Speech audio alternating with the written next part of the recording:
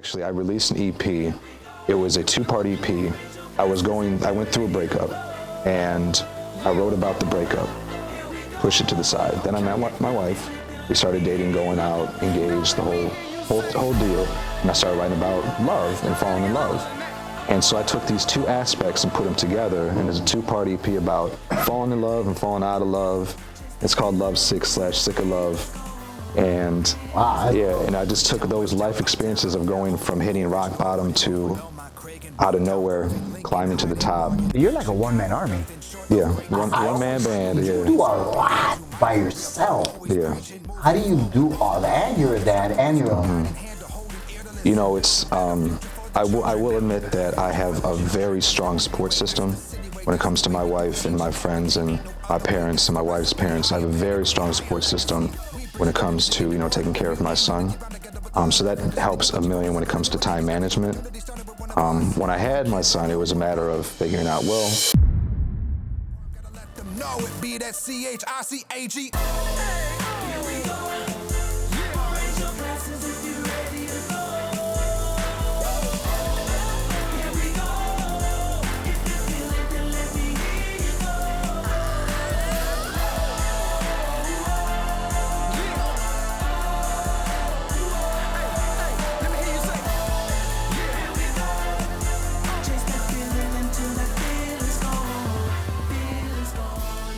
Hey guys, welcome to another episode of Mike Talk. I am your host, Michael Gutierrez, and today's guest, well, I hope you heard him on my jingle, but if you didn't, you're gonna hear him very soon. The artist, Wermer, also known as Big Worm. Yes, sir, Big Worm. What's up? For being on the show, bro. Appreciate it, man. Thank you for having me. Yeah, I mean, I'm gonna say a quick story because I have to tell you how we met, and it is really cool. So, as you guys know, I have Mike Talk, and for the show, I wanted to create a jingle, my own jingle. So I called an old friend of mine, which is producer Toxic, which we've known for many years, right? He's one of the original Chicago hip hop producers, along with he produces Twister, he produces Worm, he produces a lot of artists in the Chicagoland area. Anyway, so I told him I needed a jingle, and he's like, no problem. Come on to my office. Let's create this jingle for you. So he puts together this amazing beat, and I was like, man, this beat is so hard. I think I need to, drop a rhyme. I think I need to rap on it because I used to rap. I don't know if y'all knew, but I used to flow. So I'm like, okay, you know what? I'm gonna drop a couple bombs on this track, and my jingle's gonna be amazing. Well, he's like, all right, go ahead. Puts me in the mic booth. I put my headphones on, and I'm there 30 seconds, and I realized, I can't rap anymore. I wanted to drop bombs, but I dropped fart bombs. That's what I did. And Toxic was like, yeah, that's it. Our session's over. Take the track. And so I ended up calling Toxic the same day. I said, man, I need someone that can really drop some awesome bombs on here. And of course, Worm came up, and literally the same night had 2 verses done, and I appreciate that, man. Long story too short, right? I apologize for that, but man, thank you for dropping those lyrics on my jingle, man. But tell us, man, what are you doing now? I mean, you do so much. You write, you create music, you create like screenplays. Your wife is a writer. She's also a big reader. You guys are big on social media. So tell me a little bit about what you're doing and where you see yourself next year this time. Yeah, definitely. So currently what I'm doing right now is a lot of songwriting, creating a lot of songs so that way they're ready to be released for next year. I'm back in the groove. I took a little bit of a break, but I'm back in the groove of doing live shows again, which I absolutely love. That's like my bread and butter, baby. I love doing live shows. All right. It's not a brag and anything like that, but I'm one of those people that I don't get stage fright or anything like that. It's just natural to go on stage and just perform in front of people. So it's awesome for me to be able to be back on stage and performing in front of people. And now that I got some songs lined up, I'm able to release some or perform some songs that aren't even released yet. Yeah. So people get to get a first glimpse of that, and I get to check the crowd reaction, see, okay, the song sounds good, the song not so much, so I know what to have ready for next year. And as far as the content creation goes, I told my wife before anything, I'm like, I got to give you full credit. She is a genius when it comes to content creation, Instagram, stuff like that. Anything you see, all her. Yeah. So she took her creative process with her books and her Instagram, and she threw me in there. I'm like the guinea pig with the whole thing, and it absolutely took off. And now she's a published author. Her first book came out, last month in October. Congratulations! Yeah, it was awesome. She had a release for it and everything, and it was a great turnout. I mean, every day it seems like so many people are showing so much support, just locally back home in Joliet, but even in the Chicagoland area and out of state and everything. There's so much support, and for me to be able to see her take this idea that she had, she's like, I just want to write a book.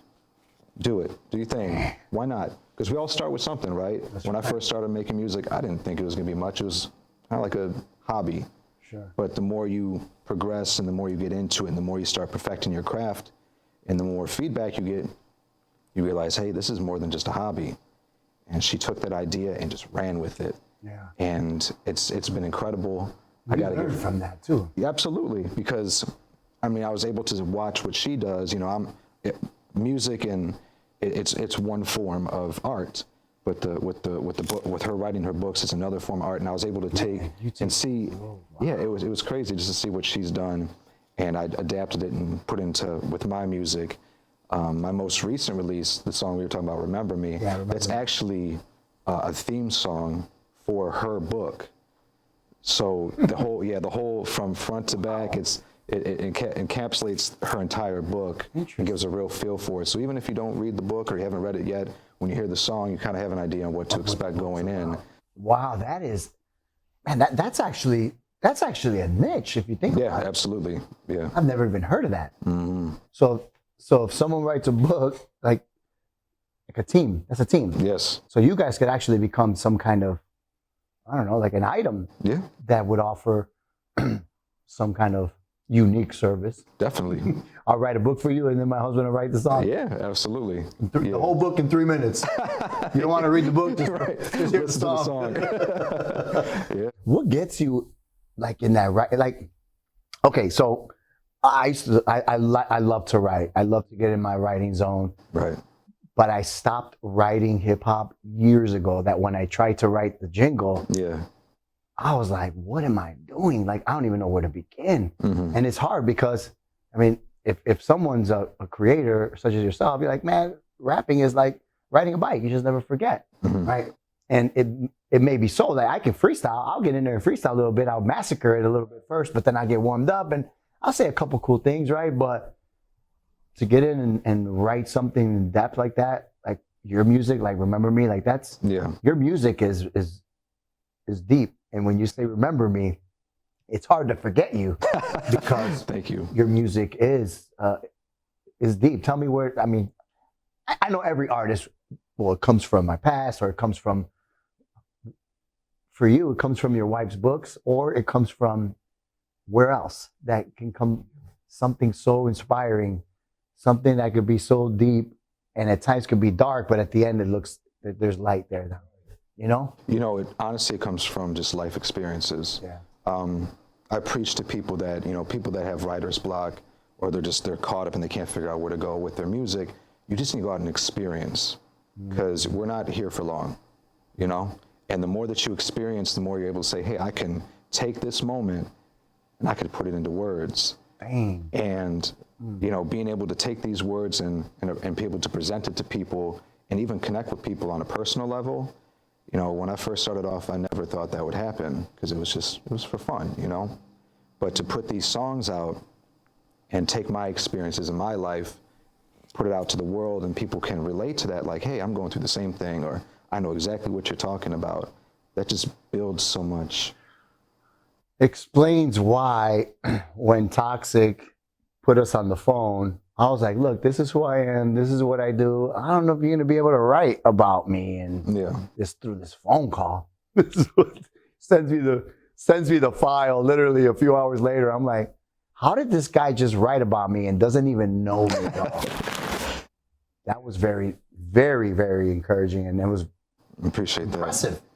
That. It's you too, though. When we had the conversation, you brought so much energy, and I fed off of that energy. And I could tell that this was a a passion project for you. Yeah. And I'm like, I need to treat this like this is my passion project. Yeah. And the amount of energy and positive vibes that you brought through the conversation, you listed everything off on what you want and how you envision it. I'm like, perfect, I got it. I can definitely do that. I still haven't even I don't even know how to. So this is a question for you, maybe even Toxic. Like, how do you officially release that song? How do I release that? Like with me, I don't know. Like it's our track, it's our song. Yeah. Yep. We can put it on Spotify, we can put it on Apple, but like, where do we begin with something like that? I don't know. You know what? It's easy now. It's just about finding the perfect company that you want to go through for distribution. I use a company called United Masters. I started with them when they had first started off, and I've never had an issue with them. Their customer service is absolutely perfect. They featured one of my songs on their official playlist at one point in time, and we have a real good connection. And there's other things like DistroKid and CD Baby. There's a lot of different companies. I personally use United Masters, and it's just a matter of once you have that song, you just upload it, you put yourself as a songwriter, producer, whatever the case may be, figure out, the small aspects of it, and you just put it out to the world, and they do the rest. It goes on Spotify, Apple Music, YouTube, Amazon, Deezer, you name it, anything, and it's out into the world. And after that, it's a matter of what are you going to do after that? Yeah. Which is the big thing. What do you do after the song is out? Especially if it hits. You have to do a video. Yeah. Not even just that, but there's a lot of background that a lot of people, people hear the final product, they're like, this song's cool, I love, but how were you able to hear the song? How did it get to you? It's all about marketing, and marketing is a huge part of music. Without marketing, who's going to hear your songs, right? Other than your friends, or your parents. And that's, it goes with anything, with a show, with clothes, whatever you're starting as a business, like you got to market it. And it's tough. It's hard. I think with today's, algorithms and all this language that to me is foreign, right? Without a team, for me, I'm not able to do any of this. But how do you're like a one-man army. Yeah, one-man band. You do a lot by yourself. Yeah. How do you do all that? And you're a dad and you're a husband. It's, I will admit that I have a very strong support system when it comes to my wife and my friends and my parents and my wife's parents. I have a very strong support system when it comes to, taking care of my son. So that helps a million when it comes to time management. When I had my son, it was a matter of figuring out, I had all this free time to do whatever I want. I could sit down and write whenever I want.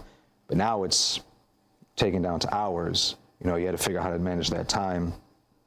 So that took a little bit of time to figure out. But once I got it, it's just a matter of you got your 9 to 5, your 5 to 9, and then after that is music. 9 to 5, 5 to 9. And it was something to figure it out at first, but the creative process thankfully never went away. Yeah. It was just repetition for me. Yeah. Just making sure that even if I had a long day, I still sit down, I just at least listen to something, whether it's listen, write, whatever the case may be.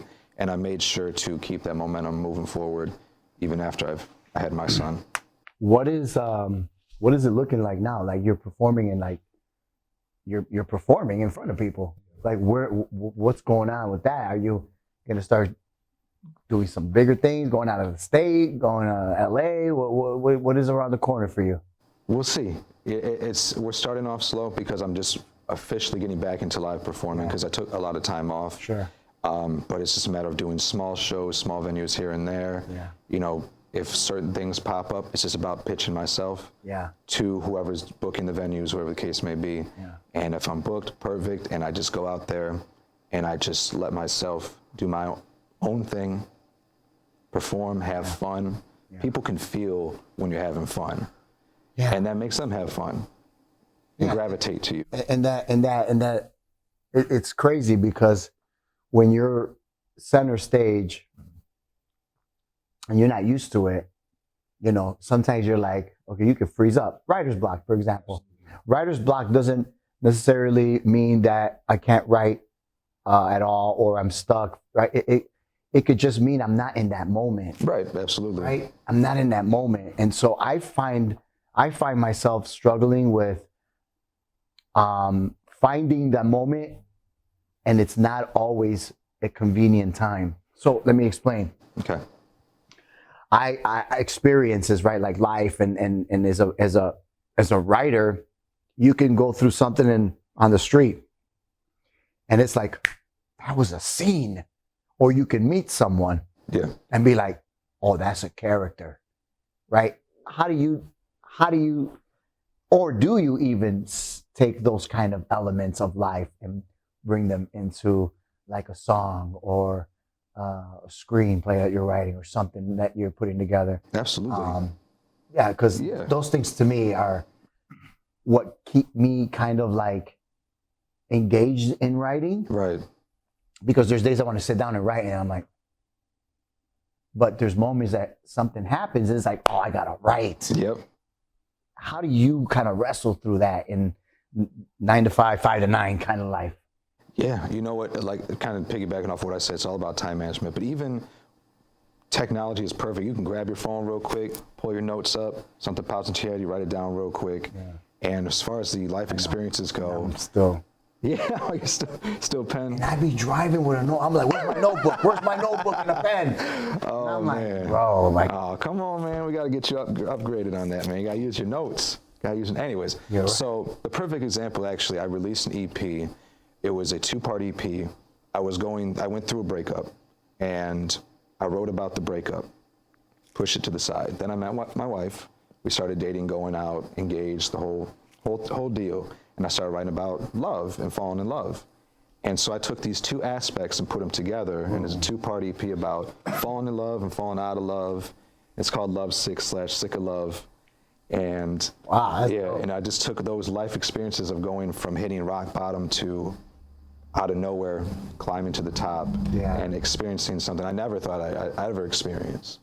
And just be able to put it to a song. And a lot of people can relate to it, you know. That's really good, because I think as creators too, we're like, you can't do what I do, or I can't do what he does, or I mean, we all have a gift for certain things, and we could do a little bit of what we all do. But I think there's some strengths that I have, and there's weaknesses, and I think those weaknesses you can pick up from other cats that are like, oh man, he's so good at that I can learn how to do that. Exactly. Too, right? And I think that has been a motivational tool for me, whether it's doing mic talk or going through buildings and doing mic walks and walking through these real estate houses and whatnot. But for someone like yourself, that's like, you're an artist all the time, right? Like you're constantly creating things. Constantly. Is there been anyone that, even to this day, like, it doesn't even have to be, you know, singer or actor, is there someone that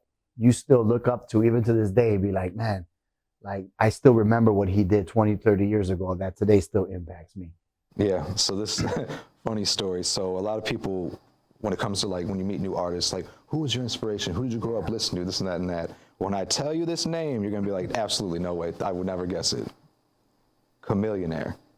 Really? Riding Dirty and See Me Rolling. Yeah. Chameleonaire. Wow. Look it up. I promise you. His marketing was genius. He would drop these mixtapes. They're called the Mixtape Messiah. This was way back during like Dat Piff and all these mixtapes when they used to drop. And he was constantly dropping mixtapes. And he'd push it out to the streets, right? So his core fans, kind of like how Tech-9 has these core strong fans that he can do 300 shows a year, and they're showing up, selling out. Chameleonaire, when he first came out, he was dropping these mixtapes, pushing these out to the world, and the internet was huge. So people were downloading his mixtapes and vibing out to it. And I fell in love with the concept of just putting that out there and just really showcasing yourself, because he would rap over other people's music. And he was like, well, this is why I'm better than this artist's own song. And he would go crazy. He'd go crazy just rapping. And I found that inspiration through him. And I was like, I need to do that. I need to start rapping over other people's music. And I need to showcase my lyricism. And I need to just go full out.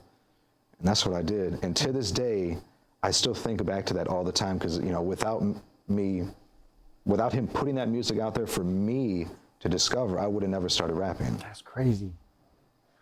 And how'd you get so like lyrically skillful, dog? Like that's like, because you know, hip hop is, I mean, man, it's Subjective. right, exactly. Yeah. And I think when we're in Chicago or East Coast, we love lyrics. Yes. We love wordplay, Mm-hmm. right?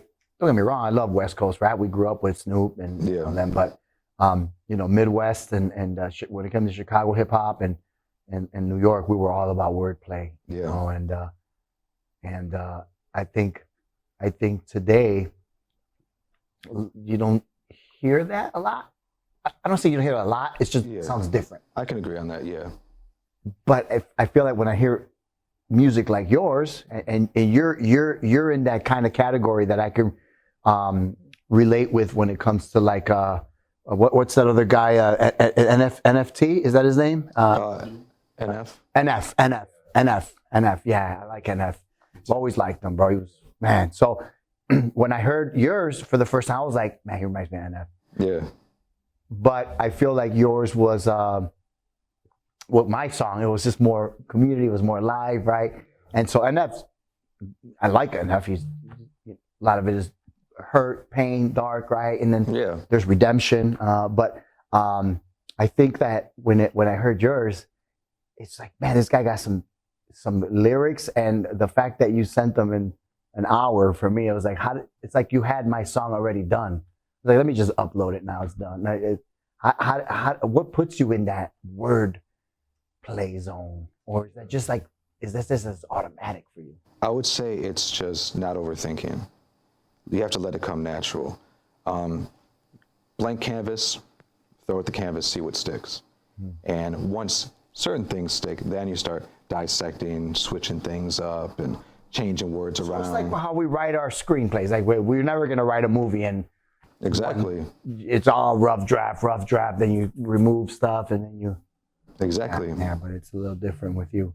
A little bit. Talking about 16 bars. What did you just say? I got to go back to the first 8 because yeah, you smoke a lot of people. Have you battled? Do you battle? I used to, not so much recently, Yeah. but I used to do like rap battling here and there. It was fun to me. Because you seem like that you would be that raw rap battle. Yeah, it was fun. I was more a fan of the songwriting process as opposed to actually rap battling though. So I did it back in the day. It was always fun to me, you know, just to get a kick out of it and see people's reactions. Yeah. But I love the reaction of when I write a verse or I write a song and I release it and someone listens to it for the first time. And kind of like you said, I got to bring that back. What did he say? Yeah. I love that. Yeah. I feed off of that, you know? That's dope. That's Yeah. dope. What are you doing now? Like, what is, I know you're working on new music. I know you're working on new shows and whatnot. What is something that we could expect from you very soon? I know the holidays are coming up. Not much music is going to be dropping soon, but going into the new year, what are you thinking about? Definitely expanding my brand and my business. I definitely want to be one of those artists that is everywhere, seen everywhere at all times. However, I have to go about that usually with marketing, whatever the case may be. The music's coming. It's ready. It's in the vault. It's just a matter of releasing it, you know? So you got a lot of music done?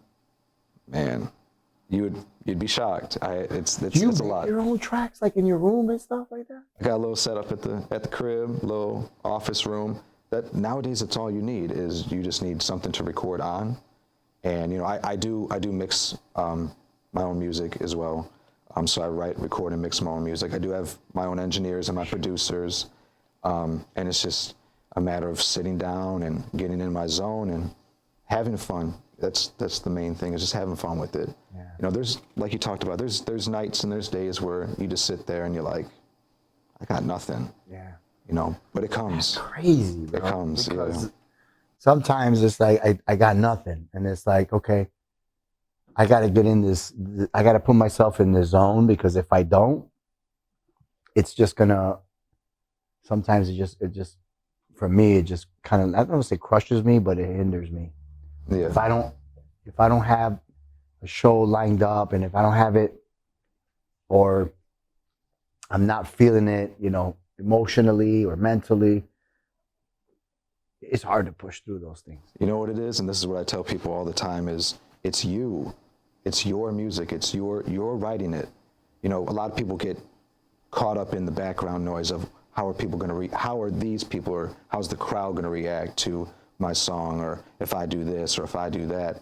It's your music. It's your writing. You're doing it for you. And if they fall into, you know, if they start to listen to your music and they fall in love with your music for who you are, and you don't make music for other people, that's how you build those core fans and that following, because they love who you are as an artist. They're always going to love the music. But if they find out who you are as a person and they love who you are as a person, you just got to stick with that and be organic and natural, and not try to create this facade of something, because then you start. Because eventually it's exposed when you're not that person. It will, yeah. It will become exposed. And I mean, you can't carry around this costume all day. Yeah. It's just not possible. Yeah, it's not. That's why I'm like, look, guys, I'm gonna create this show and I'm gonna say some things, but real talk, real life. It's on YouTube, real life. And it's my channel, so it's on YouTube. So, but man, bro, like, there's so much like moving forward. Like, you got all these artists that are around you, producers such as Toxic. Yeah. When you have a plethora of people around you like that, don't you want to like say, I gotta do a song with him. I gotta do a song with him. I gotta do a song with her. You know? Absolutely. Like, right now we have Selena Johnson, right? She's been Chicago for years. You know, she's in. But I picture you on a bomb with her. You know, and I hope that's in the works soon, because if not, we gotta call Toxic. What's up? We'll see, man. We'll see. I think that is something right there too, man. But anything else like you got going on? Like, we can this is what I wanted to talk to you about. Bringing you in to talk to the youth. Would you be opposed to that? I'd love to do that. I would absolutely love to do that. There's I'm a youth mentor right here at this school right here down the block from my office, Steinmetz, and they had the music teacher set up a recording studio and everything. Oh, that's awesome. Had the kids come in and they were just flowing. They were making songs, and of course, you know, they cut it for a little bit because you know, they could say bad things on there and they don't mean it or whatever. They're kids, you know, they're trying to. I get it. Yeah. Get that, maybe that facade or whatever. You know, I want to rap about being cool, whatever. And the gym teacher's like, the music teacher's like, look, I want you guys to express yourselves and whatnot. You guys are talented. Absolutely. But we want to learn not to, you know, be disrespectful. You know, and I think you have that your music is not disrespectful to people. It's encouraging. Yeah. And it's, of course, it's dope because it's lyrical, right? And so I think a lot of kids gravitate to that because it's something they love to do. It's music, and they love to write. They love to work a board or a camera, or nowadays it's a phone and CapCut. It is. You know? That's all it is now. Right. And so having you come in to be able to talk to them, I think would be a big thing. I'd love to do that. To get them encouraged and maybe have them reopen the music studio. That would be dope. And that'd be dope.